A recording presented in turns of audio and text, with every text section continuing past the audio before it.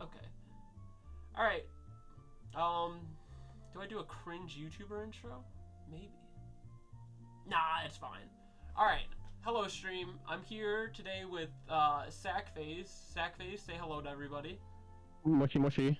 And today I just wanted to talk about Edison format. You know, Edison's in an interesting place right now. I think there's a lot to discuss. Um, Sackface, how are you feeling about Edison format right now? Still love it. It's still the same card pool. If we're talking about the elephant in the room of combos, I think that stuff's overrated, but Okay. that's just my opinion. Well, that brings us right into our first topic, the elephant in the room. As everybody knows, it's an elephant that everyone's been talking about. I have some example deck lists of combo decks, the three most represented ones. I don't really think there are any others that are super viable, but we have Gigavice, Frog OTK, and Dragon Turbo. The most prominent combo decks, I think the best combo decks right now. And I have a couple questions that I wanted to ask. And the first question is: are combo decks driving people away from Edison? Yeah, for sure. You think so? Unfortunately. Yeah, it's just like it feels so bad to play against. Like you're just literally looking at each other and saying like, "You got it yet? You got it yet?" And like almost every deck that plays into combo, like the most plus EV plays to just slam your hand and pray to God. Yeah, And so like that's actually just the right play in my opinion most of the time. 100%. Yeah. So it's like it's just dumb. There's like no interactions. Either like nothing's going on or they just slam you. Yeah, it's funny because the one nice thing about combo decks is you'll never go into time, that's for sure, because both players are going to be just playing their cards. Like, if you're the non-combo player, you're just slamming everything, you're putting as much damage on the board as fast as possible, and if you're the combo player, you're probably just winning the game when you draw your combo hands. But it's interesting that you say you think it's driving people away, because I feel like I don't know. I feel like it's something you kind of have to expect with Edison, especially given how well these decks are be doing. I wonder if like people who have genuinely quit Edison will come back at some point. Maybe if the combo decks become less popular, or if it's just a temporary thing and they're kind of like tired of the meta. They're tired against going against these high ceiling decks. The reason most people play Edison is because they want back and forth gameplay, right? Um, Exactly, exactly. so that's interesting, but Yeah, I think people who are on the fence of Edison or people who are like were thinking of getting in and then see combo decks like might be turned away from it. sure. But the other thing I wanted to say was Frog OTK definitely can go into time. Like Yeah, I think it goes into time a lot I actually. I actually brought it to locals before the last Oh no. monthly. Yeah, I brought it to locals. I was being a degenerate. I played Gigavize at the event, and then I played Frog OTK. I was playing against Rick, and Rick was on Vayu, and we had, I think he fucked me up game one. Game two, we have a very like slow, grindy game because I'm on much transition side with the Caiuses, the Breakers, the whole transition, and we have a very long, drawn out game. It gets to a point where like he deck devs me, he knows my whole hand, I salvage back like a swap frog or whatever, and eventually, we're both top decking. I think I draw a Caius to close it out or something, and like at any point if he drew a Caius, I was dead. But yeah, that deck definitely does go into time, and I think it's also really tough to pilot. Yeah. Yeah, that so like like you said, I think you're alluding to how combo hasn't really been doing too much even though it's broken onto the scene. I think it initially did really well because one, people had no idea what the hell they were playing against, Yep. so there was the big surprise factor, and people's side decks weren't ready for it, and people didn't know have side plans for it. But now that people know what to do, have side plans ready for it, and on top of the fact that what you said about it's really hard to play, and over like an 8-9 round tournament day, you are going to probably misplay at some point, and it Absolutely. could definitely cost you a tournament if you have to go X1 on top. Yeah, and it's also like when you're playing a combo deck like this, especially if you're playing a Ultimate Time Wizard and however many rounds that is, like you're bound to brick. You are eventually going to break with these decks. Like these decks are inconsistent already, And if you're playing, the more and more games you play, the more and more likely you become to brick throughout the tournament. So I think that's also a reason why more people haven't opted to play it, on top of just not liking the play style. Yeah. Like I agree with everything. Inconsistent playstyle is dumb, but I do still think it's driving people away because people like to over exaggerate things about how Edison's dead or solved all the time. Yeah, and I think it's not good for that argument. Yeah, I think also a part of that is maybe people bought too much into the hype, especially with like, a lot of people making videos talking about the combo decks and just really treating it like a boogeyman in the room, when I really think it's not. And that kind of leads me into my next question is, are combo decks even good? Like, what is the reason you should pick up this deck over something like Blackwings, one of the big 3 decks, Vayu, Frogs? Are you really getting that big of an edge, or are you just playing something that's different because you like comboing, or are these decks really something that we need to be worried about going forward? I think for Gigavice and Forgs, for Gigavice, I think there's a little bit of a meta call. Like, if you think you're going to be playing against a million Vayu Turbo, I think Gigavice is a really good pick. But in general, no, I don't think I think they're good, but they're not any better than normal decks, except possibly Forgs. The thing is, I don't know if I don't know if the juice is worth the squeeze with Forgs. Mm-hmm. You're gonna be like overloading your brain. You're gonna be going to time. Your anxiety is gonna be through the roof because you're gonna be in time like every round, and I just don't like. Is it even that much better? We haven't really seen it top at all. Hero Frogs has been making a comeback. Yep. You're gonna run to GBs. Everyone's playing GBs all of a sudden. You're just gonna like slamming your head against the desk, and then Hero Frogs actually does a decent matchup into GBs because of the hero package. Don't remind me about GBs. That deck scares me. I was like, the whole time at the monthly, I was just like, please don't. If I have to play a Gladiator Beast player as a Gigavice player, I'm just gonna scoop. Like, it's not even worth playing out. But yeah, I think you touched on a lot of the points that I wanted to bring up. That yeah, it's like you said, the deck is very skill intensive. I do think Forg is the best out of these decks. Although I think Dragon Turbo is like criminally underrepresented. Yes, I agree with that as well. Like, if you look at how well Ghost Rider does with that deck, it's crazy how consistent he is with that deck. And if anyone invested even half the amount of time Ghost Rider or like Hydro Pump has into the deck, I think you can become a really good pilot really fast. I think of the 3 combo decks in terms of difficulty to pilot, I think Gigavice is the lowest. I actually think that deck is really easy to pick up. It's more like the OTK lines that I think get a little bit complicated, especially when you have like Upstart, but that's neither here nor there. I think after that, probably Dragon Turbo, maybe, I don't know, Dragon Turbo. I think a lot of the skill expression with that deck is knowing when to invest your draw traps, or your draw spells rather. A lot of times people will like not have the rejuve and only have one discard piece, and they have the thing to discard with it, and they'll like immediately go into it. But I've talked to Ghost a little about this in the past, and he often tries to wait to see an extra card if he can, because your card economy is so important with that deck.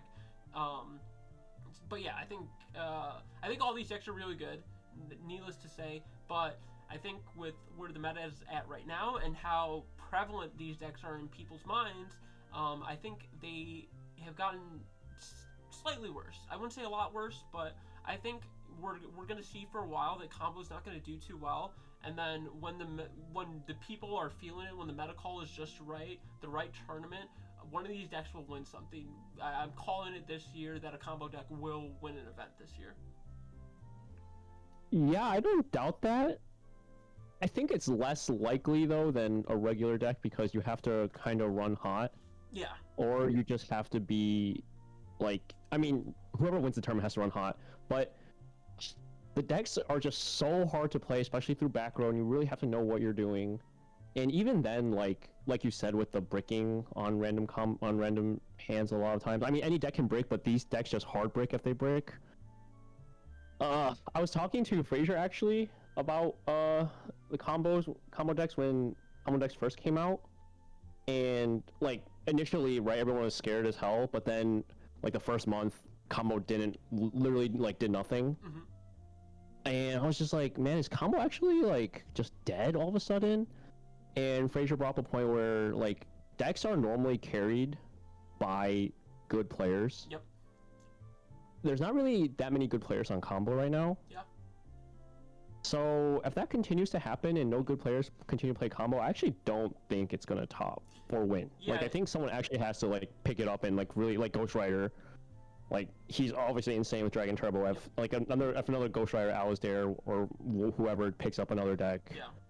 then like I think it could top, yes. But until that happens, these guys aren't like Alasdair is only playing in Europe. There's only so many European tournaments. Yep. Ghost Rider doesn't really play IRL, so like actually, yeah. Unless someone else picks up the deck that's a god at it, I don't think it's gonna top. Yeah. It's impossible to run hot all day. Yeah, you need like the Unless you're like Nair Bestiados or something. I don't know. I'm just saying. Yeah, you need the Marcus Carices of the world, the Pro Storms, to pick up this deck, and I just don't think that's what's in the cards for the tournaments upcoming. And this goes into my last question a little bit. Will combo techs take over? I'm going to go ahead and say no. I think they are here to stay, but I think it's such a slim representation of the meta. I think people have definitely overhyped how good these decks are, and people become so fearful of these decks that I think enough side slots and people know how to play against the decks now.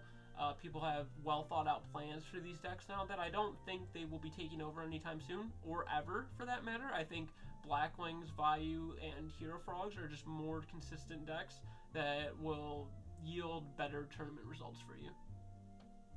Yeah, I pretty much agree with that. The other thing is, if combo decks do like take over, like there is a world combo decks end up taking over, like another like Alasdair or Ghost Rider comes out and just starts topping everything, it could take over. But it's so the side cards that stop combo decks are so good at stopping them that if they do take over, it's like it'll just become a cyclical format where people start main decking, like I don't know, DD Crow, Lightning Vortexes and whatnot. Yeah. Like they will not be here. Like they literally cannot take over. Yeah, it really just depends on what the field brings to prepare for those decks. I think that's where the ceiling lies for how well one of those decks can do in a tournament, is just how prepared is everyone else.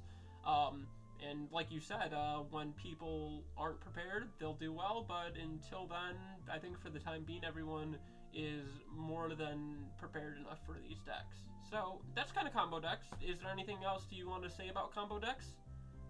No, dude, you hit every nail on the head. You're a beast. Sweet. All right, so this goes into my next topic, which is the big three. Everyone knows the big three: Blackwing, Vayu, and Frog. And I just wanted to, rehash some topics that I'm sure that many people have talked about before, points that I'm sure everyone here has heard. So my first question is, are these really the best decks at any given tournament? And I actually don't know the answer. I'd like to hear what you have to say. Yeah, okay, one, how did you know I was gonna make it? Do you know I was gonna make a tier list video today or something? Like, No, I had no clue. This is fucking crazy. Okay, yes, I actually think these are the three best decks still. And if you guys aren't already subscribed to Sackphase, make sure you go subscribe to Sackphase on YouTube. He does great videos. He's going to post a tier list. I'm sure it'll already be posted by the time this gets uploaded. But yeah, make sure you go check him out. He's awesome. Great player. I don't think he needs any introduction. Yeah. Love you. Make sure you sub to him. But yeah, so you do think these are the best three decks? Yeah, for sure. I think there's speculation on Hero Frog because people think, well, Hero Frog does have a bad matchup in a combo, I guess. Yeah. But like we just established, combo is like kind of dying out, and I don't know if you saw like Fitz's list. Dude, the dude was playing double Dyna, triple Vanity's Fiend. I did it in a side deck. Yeah, in his side deck. That's degenerate, but kind of a good degenerate. Yeah, it's a good degenerate. He played against 3 Forgs, 2 of them being Swagger, which is a good Swagger's obviously a good player. Yeah. Yeah, he beat Swagger twice on a matchup that people say is literally like 90-10 in Forgs' favor. Like, the reason I think these decks are so freaking good and will always be big three unless someone innovates something insane. There's no silver bullet against any of these three decks, unless you count Consecrated Decree against Blackwing. That's like the only silver bullet. It can be, but yeah. Yeah, it can be. It can be. There's not really a silver bullet against any of these three decks. These three decks have access to the best cards in Edison, and on top of that, these three decks all have a good amount of ways to adapt to any given meta. Yep. Like, I personally think these three decks are just the best. Oh, and the last thing is, yeah, okay, so one, they can adapt. Two, there's no silver bullet against all of these three decks. And three, these three decks, in my opinion, maybe there's another deck that I can't think of right now, but these three decks, in my opinion, come at you from so many different angles. Yeah. It's very hard to, like, make your turn in a way where it's like, oh man, like I can play around anything he throws at me. Like, Yep. No, like Vayu Turbo, like at any point you're like, wow, if he has Dark Arm Burrow return right now, I lose. Blackwing, like I can't play around Icarus and Whirlwind and Kalu at the same time, Yep. and like regular traps. Frog Hero, you're just like, well, my pulling the rug can hit a mark, but if he Miracle Fusions me, I'm fucked. Or if he Substitute Unifrogs me, I'm fucked. And then like Oppression, like yeah, I hit Miracle Fusion, but if he Monarchs me, I'm fucked. Like there's nothing that like is, you can't be ready for everything, which is why I think the decks are just so good. I don't think there's another deck that can do that. That's a great point. That's interesting. I can't really think of another deck that, yeah, they have so many different angles of attack. Yeah, no, I think they are just so good at doing so many different things, and it's the great thing about these decks is there's so much room for skill expression.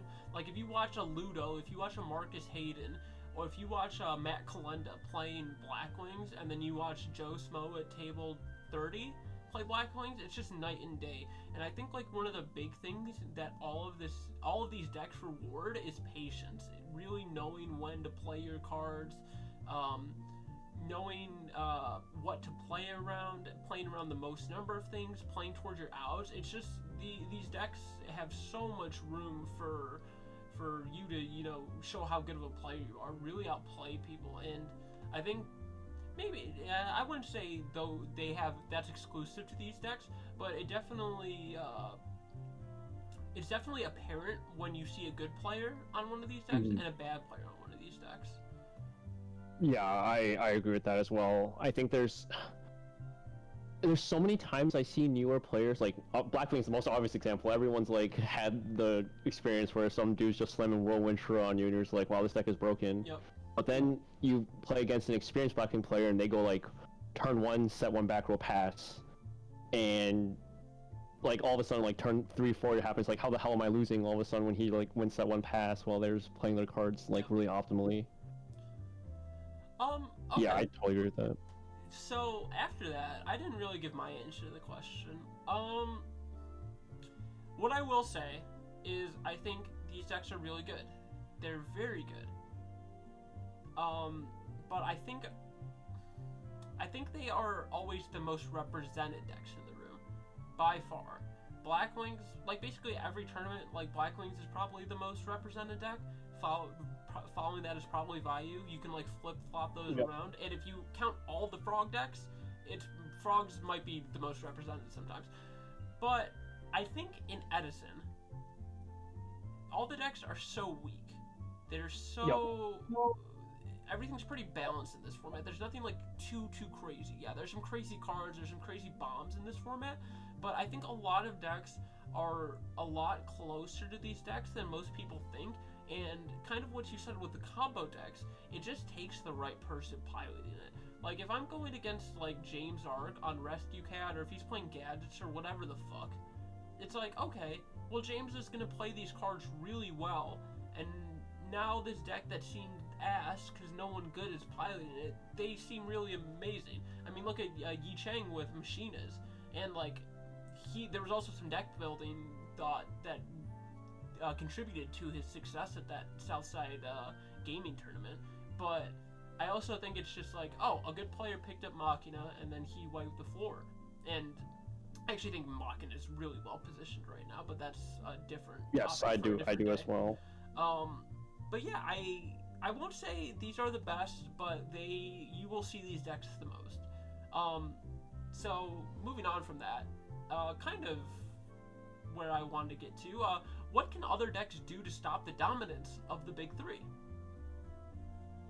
Well, I mean, you just mentioned Machina. Yep. Machina is a pretty good bird matchup, and the way Yicheng built his deck, Phenomenal. he's meaning. I love the Crow. Yeah, I like the Crow, like especially with Avarice. Yep. Like you get essentially Avarice back traps, and you make your Avarice more live. He's maining triple compulse. Or is that a double or triple compulse? I think it was 3. I could be wrong. Maybe it was 2. I think it's 3. I think it's 3 as well. Yeah. Yeah, that's like that. Like he is trying to eat every Vayu Turbo player alive. Yeah, I already think like without the compulses, I think that's still a tough matchup for you. Machina Fortress just really is a problem for bird decks. Yeah, it kind of is. I think Vayu has the. I mean, I think Machina has a better matchup into Blackwing, and Vayu has it's more even. But yeah, I agree. Fortress is a pain to deal with. Okay. It's kind of a pain to deal with in every deck. So kind of. But yeah, like, go ahead. Oh no, go finish your statement. Oh yeah, I was gonna say like there's definitely counters to these decks, and what was I gonna? Oh yeah, and then Yicheng, like you were saying, we were saying how he built his deck specifically to beat bird decks. Like and like you were saying, like many decks are much closer in power level to the big three than people think. I think like when I make my tier list, it's gonna be like 12, 13, 14 decks. I think like these decks can all win any given tournament. Yeah, I think that's the cool thing about Edison. That's why so many people love it. You can just like pick up your pet deck from this era, and it's probably playable. Unless you're like an alien player, but you know. Yeah, then you're weird. Yeah, or you could be like Chris and just play 6 Sams and top. Yeah, okay. I don't know how he does it, man. Dude, I don't know how he is insane. I love watching Chris play. He is the most entertaining player. If you haven't watched any Chicago monthlies and you can tune into one, it's a treat to watch Chris LaRock play. That guy's hilarious. He's too funny. Kind of piggybacking off the initial question I asked, what decks do you think are like really close to, going for that S tier viability? Like we already touched on Machina. Do you think that there are any other decks that are like really, really close, like one good innovation away? Machina's really close. The combo decks are close enough. Yeah. Any other deck, unfortunately, that I like Lightsworn. If Lightsworn gets one little boost in consistency, or someone finds something to make that deck a little better, I think it's right there as well. Yeah. Lightsworn is super underrated in my opinion. What about GBs? Do you think GBs is there? So yes, so I do think GBs is up there too, kind of. I don't think it's gonna be S tier. Yeah, I don't think it ever can be. Yeah, GBs is a meta call deck, like if combo gets big and etc. But no, I still think GBs is really good though, but it's not S tier like these three are. I agree. The thing is, any other deck I can think of that is like similar in power level or consistency, like for example, I do think some like plant decks are good, and like Synchro Cat S decks can be good, etc. etc. These decks all lose to deck dev or oppression, unfortunately, so I can't justify putting them in S tier. And one of the decks I was going to mention, Zombies, which I've been fond of in the past. I think, like you just said with those other decks, deck dev just is a house against it, unless you're playing like the light build with Paladin and Goku. Dude, that shit was cooking. That shit is cooks. Yeah, I know. It fucking knocked us out of the playoffs. That shit cooks. It was fucked up. This is a good card. Yeah, good card apparently. Goku's a good card apparently. Yeah. I don't know. Yeah. But yeah, Zombies. God, Zombies just feel, it's like, when that deck goes off, it feels so good, but man, it's so reliant on, like, you drawing the right cards, and them attacking into your Pyramid Turtle, and if they know you're on Zombies, if they're good, they're not going to do that for you, and then, like, you lose to deck dev, you lose to Oppression, but, man, I like that deck so much. I wish it was better. Yeah, I really like that. I agree. I wish that deck was better, too. I think game 1 that deck is still fine. Yeah. As long as you're playing instant Zombies. But then game 2 and 3, you have to side in a way that makes your deck so much worse. Yeah. That has you get depression. Oh, it's so annoying. Alright. Well, my last question on this slide is, will these always be the best decks, or is there room to push these decks out of the top 3 status?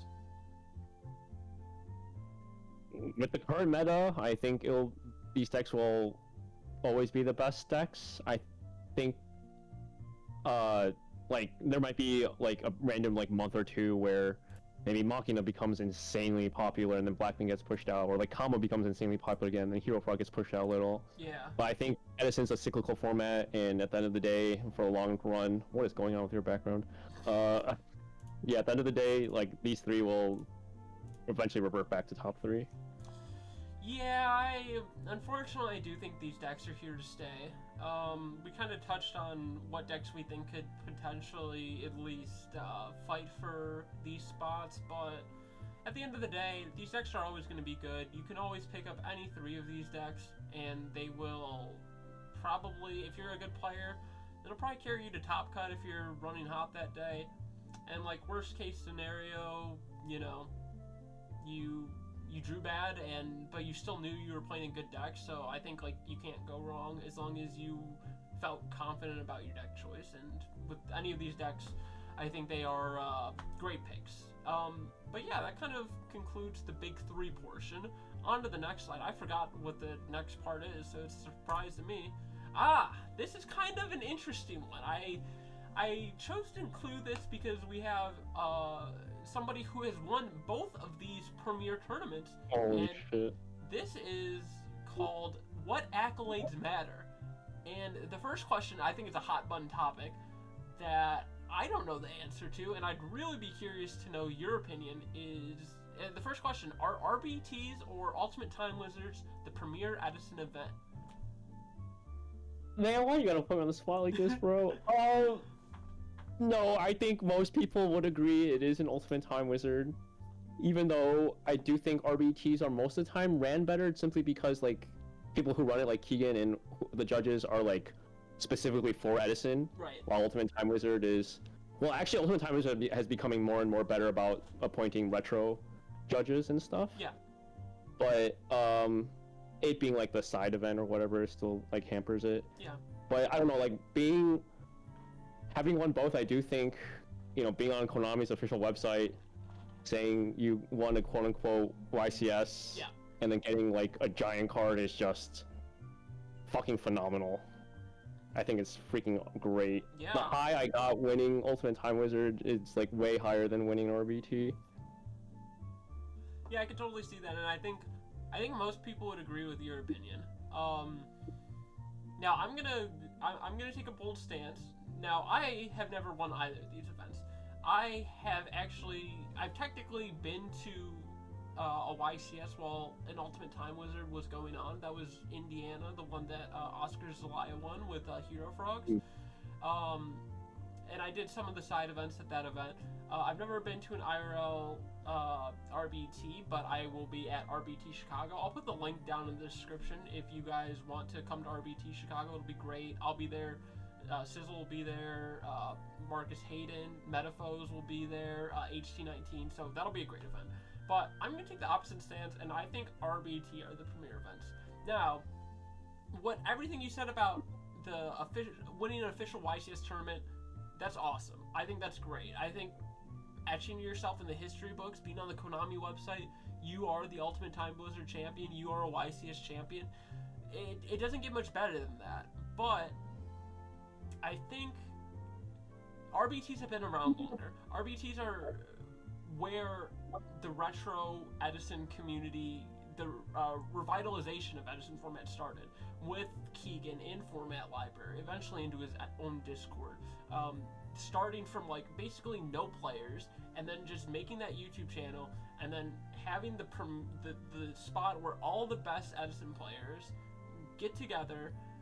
The online tournaments, the IRL tournaments, I think just the best competition historically has been at RBTs. Now, obviously, with Keegan doing mostly IRL events now, not all the best players can play because it's not online, and that's kind of will be our next subject. But I think, at least in my mind, I think RBTs are still like the pinnacle of Edison events, and Ultimate Time Wizards only like a slight step below. But again, that's just my opinion. I'm just a guy. I haven't, I barely play IRL, so what do I know? But that's just my 2 cents. I think both are freaking awesome. Like, you can't go wrong winning either. Let's be honest, as long as we have like big tournaments to play Edison format, we're all winning at the end of the day. But it's kind of just an interesting subject that I wanted to talk about. I think Keegan does a great job running his events. From what I've heard, the Ultimate Time Wizards have been getting a lot better as far as judging goes. So I think you can't go wrong with either. They're both a great time. You're playing Edison format. You're with your friends, so they're both great. Now this is, I think I know your answer. My answer was probably the same, but I think everyone's answer is the same on this one. Yeah, it's weird. I'm more of a toss-up, but is online or IRL better?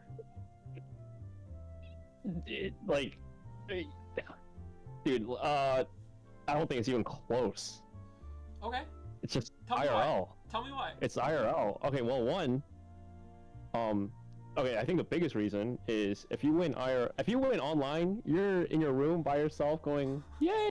Dude, you win IRL, oh, you're not, like, you don't forget. Like, everyone's watching, you're at an official, like, a venue, you're like, dude, like, you just won the whole thing, like, everyone was in person, everyone showed up, and you just won the whole, dude, it's fucking insane, I think. Yeah. Winning IRL, dude, that's some nice go format cards. Thank you. Yeah, no, I agree. I mean, IRL's better, right? I think, like, it's undoubtedly better. You get to go see people in person. It's a social thing.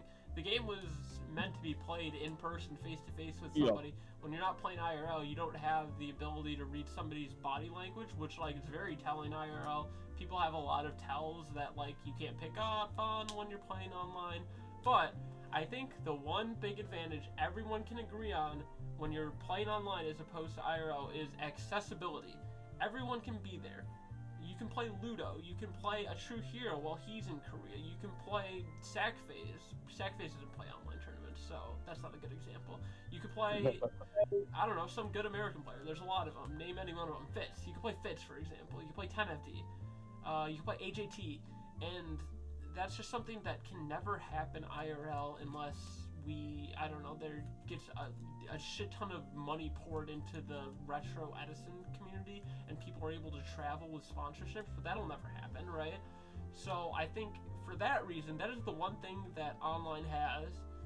You can also kind of do it on your own time, right? Like, you might just play one round, you don't have to commit your whole day to it. So those are some perks of online. One other thing I want to add to this, like, debate is things like chess or poker. Mm-hmm. You ask any chess or poker player, would you rather win an IRL tournament or online tournament, bro? Everyone, their mom is saying, like, IRL. Yeah, for sure. No one wants to be, like, winning on their, like, computer, but, like, yay, check me, or, like, I don't know, like, when you win at WSOP versus... Yeah. Dude, like, it's just so much better winning IRL. I mean, it's the adrenaline that's pumping through your body, your friends are behind you, hyping you up, then you, like, go out for drinks afterwards, you just have a great time. Yeah. Like, it's just, it doesn't get better than that. I mean, there's also, like, reason people go to concerts live rather than just watching online, bro. It's different, it's totally different. This is kind of off topic, but, I don't even know if I want to get into it. I'll bring it up briefly, but this kind 100 people. Do you think cheating is a bigger problem IRL or online? So this is hard because, like, there's no like concrete evidence for anything, right? Yeah. But, like, obviously there's gonna be cheaters in both. Yep.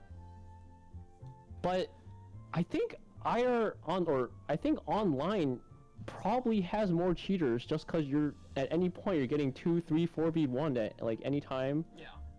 Also, like, the game is meant to be played in a way where you're supposed to know your rulings.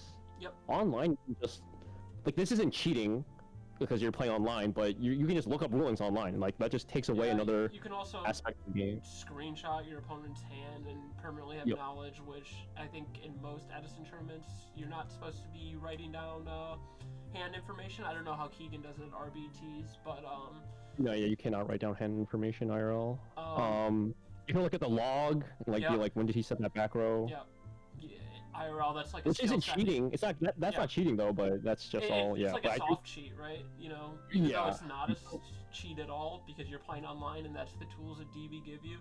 Yeah, I think one thing about online is like you can never replicate how the game is meant to be played IRL because of technology in and of itself. So yeah, that's a downside.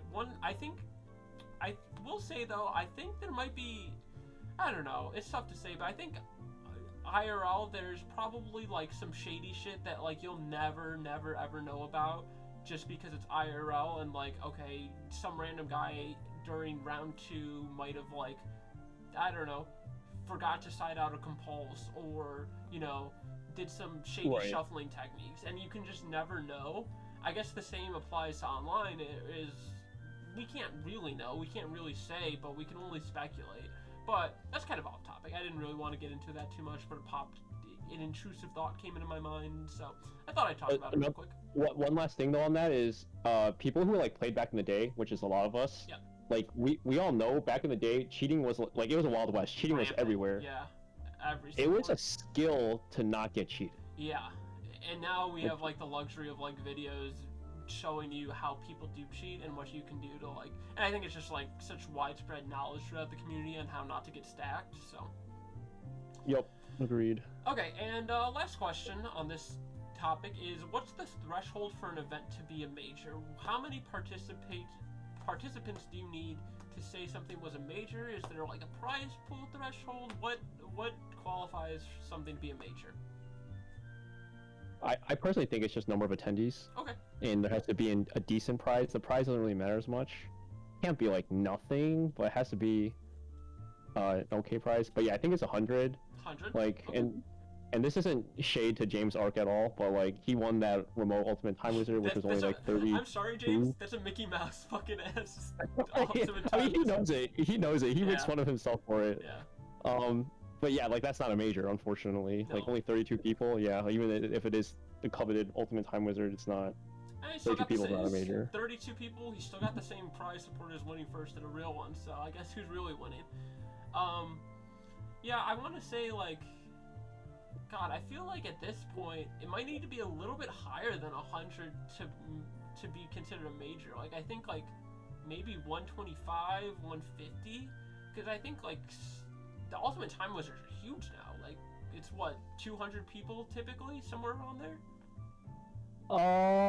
They've been getting bigger. The thing is, the recent ones have all been in hot areas. Like, end of last year was Anaheim, and then it was Orlando, and now Houston. Like all major cities. Mhm. I'm gonna be interested in how many people Providence gets, Yeah. because it's not really a major city, but from what I've heard, like a lot of people are going. Well, it's so close to New York, and like there's so many New York duelists. There's so many people in that Providence area that can just like, it's a 40-minute drive. Fuck it, why not? Let's get our boys together. Let's go. Like I know Beast Mode's from I think like the Boston area, Massachusetts. So I'm sure like him and all his friends. Dan Rose is, I'm sure he'll be at that event. And if you know about Dan Rose, then you know he'll have like 49 cards in his main deck, and then no one will have the deck list for 2 months. Yeah, pretty much. But oh my gosh, never mind. I can't bring that up. I have a funny story about Dan Rose, but that's neither here nor there. Yeah. So, like, would you consider that Southside Gaming Tournament a major? I think so, because it went over 100 people, and the pricing was better than Ultimate Time Wizard and Bonkers. RBT. And think It was about, like not. they had like no promotion going into that. It was like, we heard about this like a few weeks before it was happening, and they're gonna have another one, and I wouldn't be surprised if that gets like 300 people or something crazy. Yeah, I do agree with you. The Edison has been growing. The attendee size for big tournaments on average has gone much higher than before. Yeah. Okay, Now, this kind of segues nicely into our last topic of the day, which, which is, how do I use this? Present. Nope. The future. The first question: can the format still grow? Is there room for this format to get bigger? Like, if we're talking about innovation, like, I don't know if the first and second question kind of like mean the same thing. No, I meant more so for the first question, like, in attendees. Like, can we get more people into Edison? Oh, for sure, absolutely. Yeah. I see new people at like the Chicago Monthlies, or like at Ultimate Time Wizards or RBTs, like people all the time. People are like, "This is my first tournament," or like, "Yeah, I haven't played this game in like 10 years since actual Edison." Like, I hear that all the time. Yeah. Average viewer counts on Edison videos have only gone up. Yep. Like we said, the average attendees have only gone up. I think there's still like a lot of room to grow. Yeah, I think you and Fraser kind of talked about this in one of your videos where you said Edison is like the melee of the retro video community, and I think that holds very true. It's very funny, like the melee scene and the Edison scene have a lot of parallels in terms of it's very grassroots, a little less so now with Konami's involvement, but it started with a very small community and has only gotten so much bigger. And obviously we'll never get to the size of something like a Melee because, I mean, who you can really reach with Yu-Gi-Oh! Is very small. It's usually people who have either watched the anime, played the game casually, or, maybe a friend told them about it. So I don't think we can ever get to those type of numbers, but I definitely do think they will only continue to get bigger. I think something that doesn't get talked about when we're talking about Edison's popularity is when a current format is bad. And I think when current players get tired of modern, and they're kind of done with that format, I think they're getting a ban list soon. No, they're getting a new set. I don't know if they just got a ban list. But I think when their formats are bad, I think you'll see more current players try out Edison. I know, like, DZ, he's a big Yugi tuber. I know he said he's been trying Edison. Nim was at the 3v3 with Simo and MBT, and they all wanted to play Edison, but obviously at that event, someone had to play Goat, someone had to play Tengu. But yeah, I think if you get like more bigger Yugi tubers playing, and maybe you get like someone like a Team Samurai X1 to make more than one video about it, that could definitely help the growth of Edison. But yeah, I think there's a lot of room to grow for sure. Yeah, it's definitely not declining. And talking about growing and making growth, so to speak, a bit of a grower, not a shower. Ayo? Hey, yo! Is there still room for innovation? Is there anything to be made? Are there new decks out there? Or is this it? Is this all we're gonna play for the next however many years we play this? So I think definitely ratios and like sideboard cards are for sure not solved yet. Like Bayou is probably the most quote unquote solved deck in the format. And even that it's not, because like you're playing 41 cards, bro. Surely you can cut one of them. I hope, bro. Yeah, like, but yeah, like there's probably something I can cut, or there's something in the side deck that I feel like can be better. Or maybe you could add and make it 42. Why not? Maybe. I don't know. I have no idea. Second deck dive? Not a bad card. It's right there, bro. Oh, it shows what I know. Yeah, it's already in there, man. I'm a fake fan. But I think for now, like, Vayu Turbo is the closest to like being solved, because it's pretty similar. Blackwing's is pretty solved. I feel like it's just like you have the same. It's kind of like Chaos Turbo in Goat. It's like you have 35 cards or however many that are in every Blackwing deck, and then you mess around with 5 of them. Blackwings is pretty like there's not really like if it's not hybrid specifically. I think it's just like Blackwings. You have a core. You have like 18, 19 monsters that go in every deck. You have the same spell lineup. Maybe a mind control in the main is one of your flex spots, and then whatever 12 or however many trap cards you want. Draw traps come in and out of the decks. Weird tech cards, main deck Dark Illusion, stuff like that. But otherwise, that deck's pretty solid. Yeah. Both board decks are like just rotating the same like 10-15 cards out there, I guess. I think, yeah, just frog decks in general are probably out of the big three decks the decks that have the most room for innovation. But I think a lot of the lower tier decks can still be optimized. Like Gigavice is not even close to being optimized. Dragon Turbo might be optimized. I think the Frog OTK deck, or like Dream Frogs, those kind of decks can take a lot of different approaches. I think there's still like something there that people haven't toyed around with. And then in terms of like, do you think there are any other new decks that can pop up, or have we kind of found everything? In terms of good decks, I feel like there's not. I'm not gonna lie, like not any new deck. Yeah. I do think there's a shit ton of tier 1.5 that needs to be explored. I agree. The issue is I don't know if the juice is worth the squeeze on the tier 1.5, because like every deck I'm trying to cook. Well, actually, there's only one deck that I'm trying to cook right now. Quick Draw. Yeah, some type of debris dandy deck. Yeah. Quick Draw. I don't know if Quick Draw is the play, but like all those tier 1.5 decks, like all the cool decks, even like you're essentially trying to make a combo deck or like something like, I don't know, special summon heavy essentially to keep up with the format. Unfortunately, that just loses to oppression. But I do think there is stuff that can be figured out more. Just like how all those decks we just mentioned that can be more refined, the tier 1.5 stuff can also be more refined. And the good thing is, at least, like, even if everything does become quote-unquote solved, at least it's not like GOAT format in the sense where Chaos Turbo is just clearly the best deck by a little, like a good bit. It's not like the best. Oh, okay, I do think Chaos Turbo is the best deck in GOAT format, but Chaos Turbo is definitely a little more better than everything else, if that makes sense. Whereas in Edison, like, yeah, like Big 3 exists, but like it's not you're not gonna be surprised if Big 3 doesn't win a tournament. Yeah. Can I say something real quick about GOAT format real quick though? Chaos Turbo's won one event this season. They've won one event. Is it really the best deck? Oh, really? Yeah. The Warriors have been dominating this season, but this isn't a GOAT video. Yeah. But, you know, just a little, you know, as a GOAT guy, I think Chaos Turbo is the best deck, but just gotta put that out there, you know, defend my GOAT players. That's great. But Warrior is meant to beat Chaos Turbo, right? Yeah, it's literally a deck that, it's the whole point, yeah. But it's been like one guy. It's just been one dude winning everything. It's crazy. Wait, who won everything? His name is Dueling High 101. He is a character. I think he's won like 2 Patreon, maybe he's won like 3 Patreons this season, which are like smaller events, but I think he won GFC as well with Warriors, and it was versus Chaos Turbo in the final.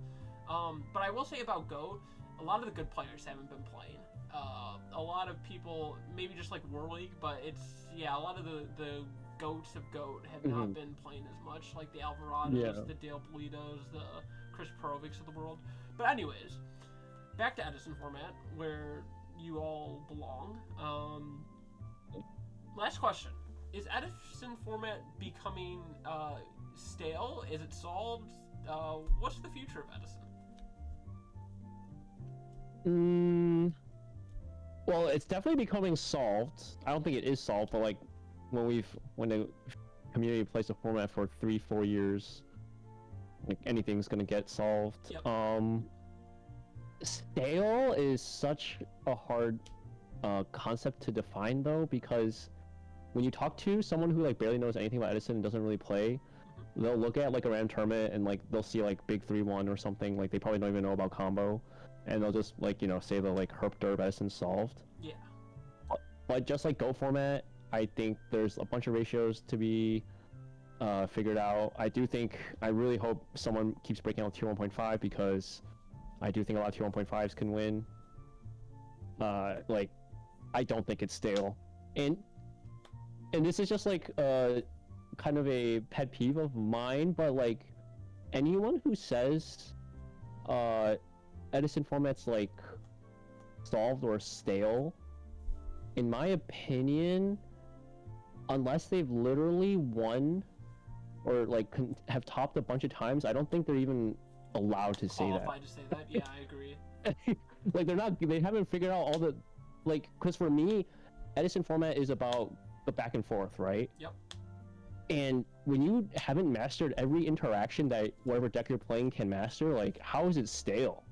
Yeah, there's still so much room for you to grow as a player, let alone the format itself. Yeah, exactly. Like, that's like saying Melee is solved, but like... Yeah, it's definitely not. I mean... It's like someone who goes, yeah, O2 all the time saying that Melee solved. Like, bro, you have no idea what you're talking about. You're like, there's so much to master. Been killing it with DK? Yes, he has. He just beat Zane. Did he? That's sick. I love that. Melee is like, I can't play Melee. My hands, I don't know if it's being double jointed or if I'm just making excuses for myself, but it's so difficult to play that game. If you've ever tried to play Melee and you're not very good at it, you'll share my pain. Like trying to wave dash consistently. I can't even short hop consistently. I don't get how people do that. It's like I watched Mango combo and he has like, or Cody or whoever play, and it's like they're doing short hops all the time. And I'm like, fuck, I can't even do this consistently once. How do you guys fucking wave dash shine out of shield fucking wombo combo people? It's crazy. That game's crazy. Yeah, no, the game is fucking hard as hell. Even for good players, like execution test is impossible. Okay, well. But yeah, that's just how I feel about Edison too. Like people who like play Blackwings and have no idea what they're doing, just go like, if I see anyone who says, oh my god, okay, another random pet peeve that I just thought of. Anyone who is like, Blackwings are easy to play, like this deck is only good when you draw Whirlwind, and it's like, you guys are ass and have no idea how to play Blackwings. Dude, the amount of like. The crazy thing is, when you open Black Whirlwind turn 1, if you watch a good player play, there's like a decent percentage chance that they don't even play it if their opponent has an established field, or even if they don't. Like, there's like skill in having a Whirlwind in your hand, because if you just lose your Whirlwind for no reason and you didn't really get anything from it, then you suck. Like, there's a skill in and of itself of drawing the broken one-up. It's not like Future Fusion where you just slam it, you know? Yeah, you have to know how to play the broken one-ups. There in the finals, I think the last finals that Kalenda won in the monthly, he opened double Whirlwind, but he knew to like only play one Whirlwind, then play one, and just play them one at a time. Yeah, it's like, okay, I don't know what he was playing. What did he play against in the finals? I think he played against. Oh, he played against the Mirror. He played against Hector. Oh yeah, okay, yeah, especially in the Mirror. I was gonna say, yeah, if it was the Mirror match, like. Do you want to get both of your Whirlwinds Icarus? Like, there's going to be Dust Tornadoes. Like, there's no reason to expose both of them. Do you need 2+1 on turn 1? Do you need to expose yourself to heavy? Obviously, depend on what he had, but yeah, it's just Kalenda. If you've never seen Matt Kalenda play, watching that guy pilot Blackwings, it's so beautiful. If you haven't seen him play, I highly recommend going back to Sackface's channel. Go to the live tab, watch. Not the monthly that just happened, but the one right before that. He had a beautiful set versus Alex, who is a great player. He won, what, like 19 in a row or something crazy like that? Yeah, I think he won 19 in a row. It was insane, and with 2 different decks. It was absolutely crazy. But that was a great match. Like, you can learn so much from watching that replay. Even without perfect information, I know it's not like a DB replay where you have the luxury of seeing everything that both players have, but just watching him masterfully, it was versus Hero Beat too, which is one of the deck's worst matchups, but he just holds all his cards, plays them so perfectly, makes reads on back row. Like, that is, I've gone back and watched that a few times just because it was such a good match and just a great display of skills. So if you haven't seen that, go watch it. You can't get shit like that in Modern. No, you can't. It's so beautiful. That's a different subject. Oh, let me stop. I don't want to go on a Modern rant, but okay. Well, I think that was this is a good place to call it. Sackface, do you have any final closing thoughts on how you feel about Edison? I just hope more and more people play it, because I guess this is actually a good segue for the future as well. I think the goal, or like my hope, I guess I should say, is Edison becomes so big that even when Edison does quote unquote die, every like old school Yu-Gi-Oh player is just gonna have an Edison deck, and if you meet an old school Yu-Gi player, you can just be like, hey, let's play Edison. Yeah, we'll be in the nursing home playing Blackwing Mirrors or That whatever. is actually the dream. It is. That is actually the Dude, dream. Imagine if you, like, your whole nursing home is just a bunch of your Yu-Gi friends, and then it's like we're old as fuck, and we're all just like, oh, we're grumpy, we're pissed off. You know, maybe you pissed me off, you ran into my wheelchair, and I'm like, hey, Eric, it's time for us to play fucking Zombies versus Vayu again. It's time. Yeah. Ultimate Time Wizard at the nursing home, baby. Dude, that you could have a locals every single day. That's low-key the dream. It is. It really is. Like, the one it format, is. the one format everyone has built will just be Edison format. Is the dream. Maybe redo as well. Yeah. Redo. I hope pops off as well. Yeah, redo's fun. What deck do you like in redo? The deck I like is Inzectors, but the deck I'm probably gonna play some Gear variant. Boo! You're the worst. I love Gear. Dude, I love setting. I love setting. Alright guys, well, we'll call it here. Sackface, is there anything you want to promote that I haven't already? Your Patreon, perhaps? No. Just sub to my channel. Please check out Edison format if you haven't already. Coaching, there's this guy. Oh. He's really good, man. He's really good. He's a 3-time champion. 1, 2, not 2, 3. 3-time. If you go to patreon.com/sackphase, you can get great coaching. He'll do a VOD for you, or yeah, he'll review one of your games. It's very affordable compared to some other prices for coaching I've seen, especially in modern Yu-Gi-Oh. So yeah, go check that out. Go check out his YouTube. Sizzle, thank you so much for coming on. I'm very happy to have you. I hope we can do something like this again sometime soon. Dude, thanks for having. Dude, thanks for making this PowerPoint presentation. This was sick. Dude, I learned from the best. I've seen the round tables. Oh my god. Oh my god. I learned from the best. What can I say? All right. Goodbye, YouTube. Thank you for tuning in. Until next time.